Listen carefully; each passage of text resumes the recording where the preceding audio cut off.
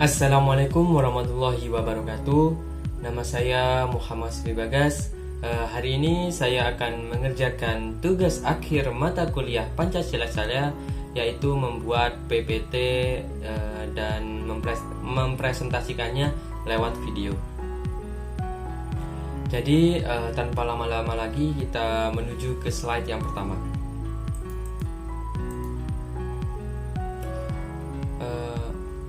Sekali lagi saya akan memperkenalkan diri saya. Nama saya Muhammad Sri Bagas. NIM saya 2302021100026. Saya dari jurusan Sastra Inggris kelas B angkatan 2023. Pokok pembahasan pada presentasi saya kali ini ada 4. Yang pertama adalah proklamasi kemerdekaan. Yang kedua ada Pancasila dalam pembukaan UUD 1945. Yang ketiga ada rumusan Pancasila dalam sidang BPUPKI. Yang keempat ada rumusan Pancasila setelah kemerdekaan. Poin yang pertama yaitu tentang proklamasi kemerdekaan. Latar belakang terjadinya proklamasi kemerdekaan. Ada beberapa faktor yang melatar belakangi terjadinya proklamasi ini. Yang pertama ada jatuhnya bom di Nagasaki pada tanggal 6 Agustus 1945 yang disusul pengeboman Hiroshima pada tanggal 19 Agustus oleh Sekutu. Pengeboman ini sangatlah menjatuhkan mental tentara Jepang di berbagai penjuru dunia karena dua kota yang dibom oleh Sekutu ini adalah kota yang sangat penting. Juga Jepang mengalami kerugian yang sangat besar dari material hingga korban-korban yang berjatuhan. Yang kedua, karena hal-hal tersebut Jepang akhirnya menyerah pada tanggal 2 September 1945.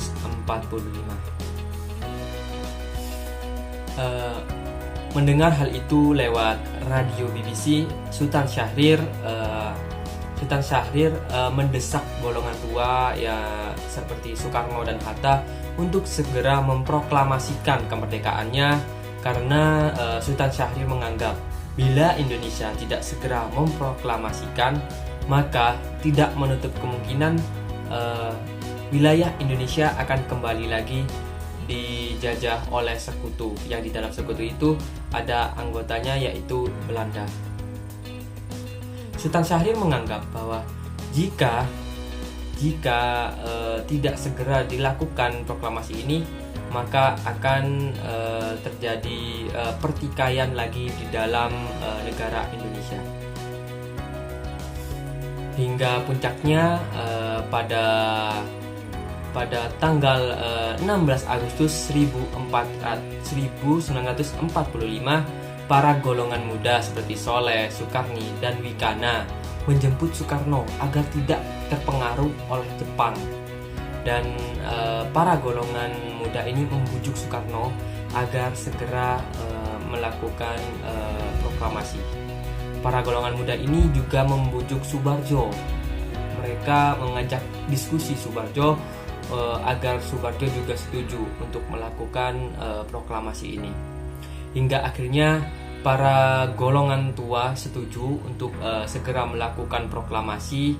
Dan pada malam hari pada tanggal 16 Agustus pada tanggal 16 Agustus terjadi perumusan teks proklamasi yang dilakukan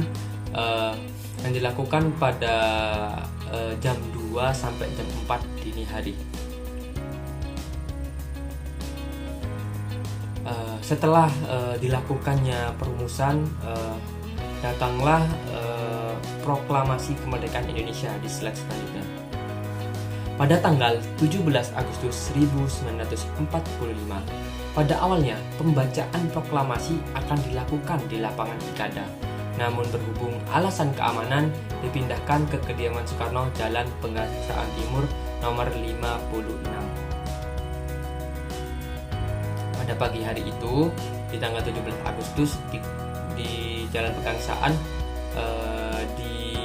dilaksanakanlah proklamasi itu pada pukul 10 pagi dengan pembacaan proklamasi oleh Soekarno, disambung pidato singkat tanpa teks. Setelah itu, Sang Saka Merah Putih dikibarkan oleh Latif dan Suhud yang telah dijalin oleh Fatmawati.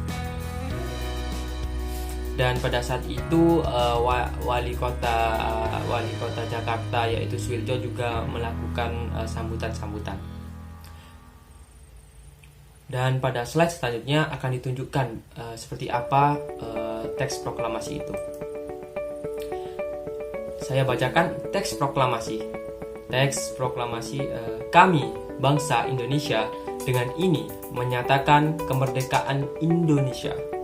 Hal-hal yang mengenai pemindahan kekuasaan dan lain-lain diselenggarakan dengan cara seksama dan dalam tempo yang sesingkat-singkatnya. Jakarta, 17 Agustus 1945, atas nama bangsa Indonesia oleh Soekarno atau Hatta. Teks ini ditandatangani oleh Soekarno dan Hatta mewakili bangsa Indonesia.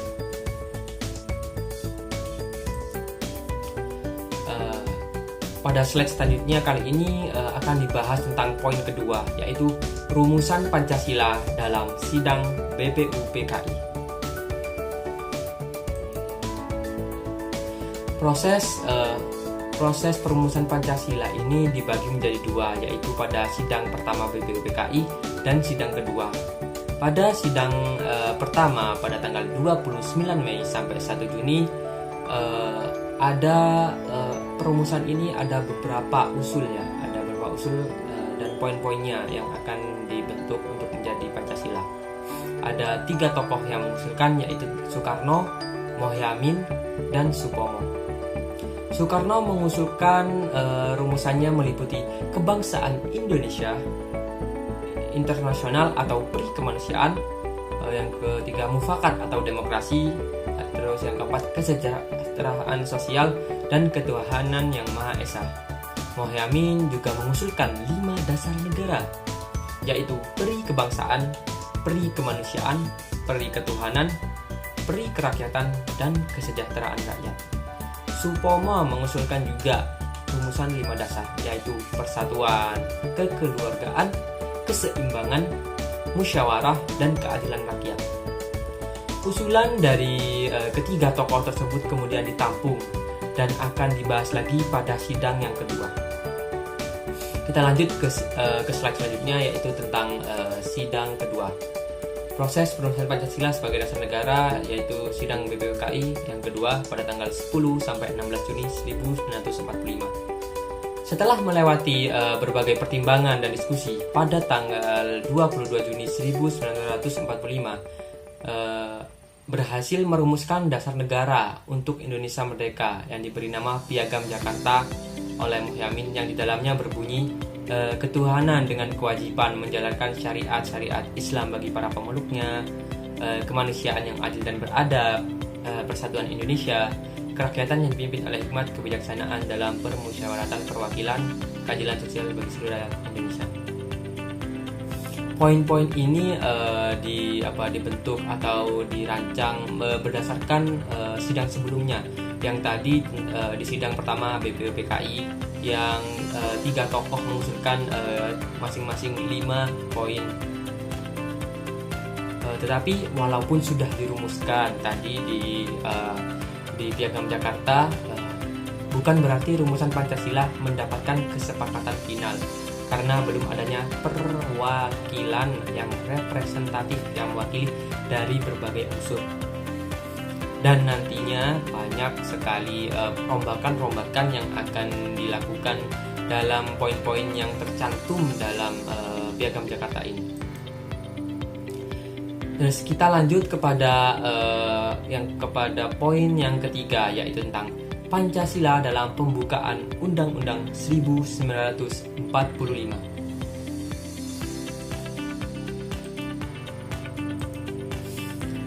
Pancasila dalam UUD 1945 lebih tepatnya tercantum dalam alinea keempat pembukaan UUD yang berbunyi Kemudian daripada itu, untuk membentuk suatu pemerintahan negara Indonesia yang melindungi segenap bangsa Indonesia dan seluruh tumpah darah Indonesia, dan untuk memajukan kesejahteraan umum, mencerdaskan kehidupan bangsa, dan ikut melaksanakan penutupan dunia yang berdasarkan kemerdekaan, perdamaian abadi, dan keadilan sosial, maka disusunlah kemerdekaan kebangsaan Indonesia itu dalam suatu Undang-Undang Dasar Negara Indonesia yang terbentuk dalam suatu susunan negara Republik Indonesia yang berkedaulatan rakyat dengan berdasarkan kepada ketuhanan yang Maha Esa, kemanusiaan yang adil dan beradab, persatuan Indonesia dan kerakyatan yang dipimpin oleh hikmat kebijaksanaan dalam permusyawaratan perwakilan, serta dengan mewujudkan suatu keadilan sosial bagi seluruh rakyat Indonesia.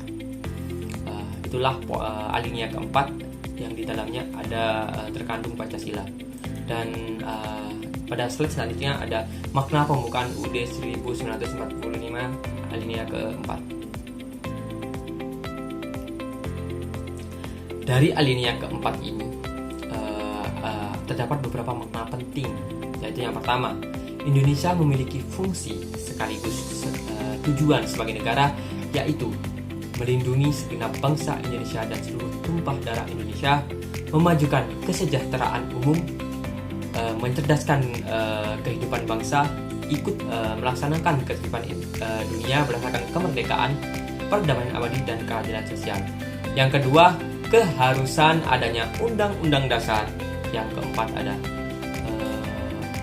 yang ketiga adanya asas politik negara, yaitu republik yang berkedaulatan rakyat. Yang keempat, adanya asas kerohanian negara, yaitu Pancasila sebagai ideologi nasional. Itulah Pancasila di dalam pembukaan undang-undang, yang tepatnya ada di alinea keempat beserta maknanya. Sekarang kita pergi ke slide selanjutnya. Pada slide selanjutnya ini akan dibahas tentang poin keempat, yaitu rumusan Pancasila setelah kemerdekaan. Setelah kemerdekaan, tepatnya pada tanggal 18 Agustus 1945, PPKI menetapkan teks final Pancasila antara lain sebagai berikut. Yang pertama ada ketuhanan yang Maha Esa, kemanusiaan yang adil dan beradab, persatuan Indonesia, kerakyatan yang dipimpin oleh hikmat, kebijaksanaan dalam permusyawaratan perwakilan, dan yang terakhir adalah keadilan sosial bagi seluruh rakyat Indonesia. Poin-poin yang tercantum di dalam Pancasila yang ada hingga saat ini adalah sebuah hasil dari berbagai poin yang telah diajukan oleh berbagai tokoh yang telah merumuskan Pancasila.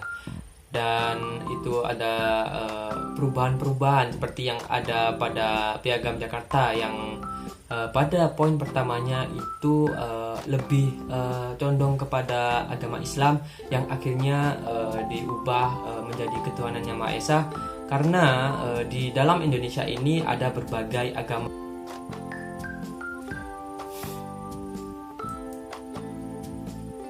Dan kita menuju ke slide selanjutnya yang berisi kesimpulan. Kesimpulannya adalah memahami sejarah proklamasi Indonesia menjadi kunci untuk menghargai perjuangan, tekad, dan semangat yang mengantarkan bangsa ini meraih kemerdekaannya. Proklamasi pada tanggal 17 Agustus 1945 bukan hanya tanda kemerdekaan fisik semata, tapi juga perjuangan keras melawan penjajah serta tekad untuk membangun negara yang berdaulat. Kita juga harus tahu proses terbentuknya Pancasila, karena ini penting dalam membentuk landasan dan identitas bagi negara Indonesia. Pancasila dibentuk oleh perwakilan dari beragam latar belakang. Pancasila juga menjadi pedoman yang mempromosikan persatuan, keadilan sosial, demokrasi, dan kesejahteraan bagi semua warga Indonesia.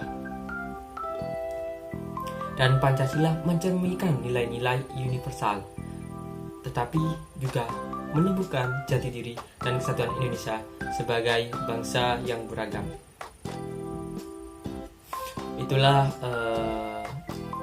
itulah presentasi dari saya hari ini. Mohon maaf bila ada kesalahan, karena juga saya baru belajar dalam presentasi juga membuat PPT. Terima kasih. Wassalamualaikum warahmatullahi wabarakatuh.